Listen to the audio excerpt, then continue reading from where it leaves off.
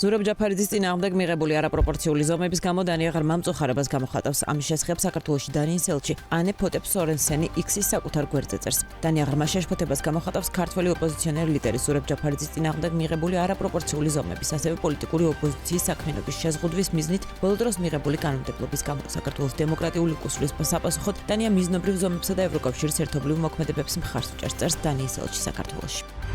საქართველოს ხელისუფლებამ უნდა შეაჩეროს დემონსტრანტების წინააღმდეგ ძალადობა და დაშინება. ამის შესახებ Amnesty International-ის განცხადებაშია ნათქვამი. ორგანიზაციის შეფასებით საქართველოში პოლიციის მიერ ქალების წინააღმდეგ სექსუალური ძალადობისა და უკანონო გაშიშვლების მოთხოვნით შხრეკების შესახებ ცნობები სულ უფრო ხშირია.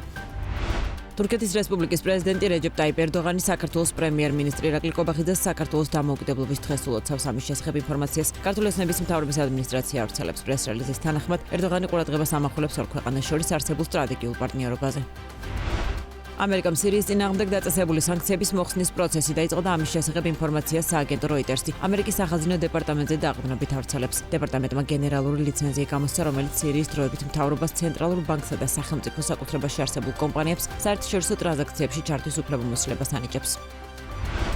სტამბოლში გამართული შეხვედრიდან ერთი კვირის შემდეგ რუსეთი სამშვიდობო მემორანდუმის ნაცვლად დრონებსა და რაკეტებს გზავნის. ასე გამოიხმაურა უკრაინის საგარეო საქმეთა მინისტრი ანდრეი სიბიგა რუსული ძალების მიერ კიევზე განხორციელებული ერიშს გუშინ ღამით.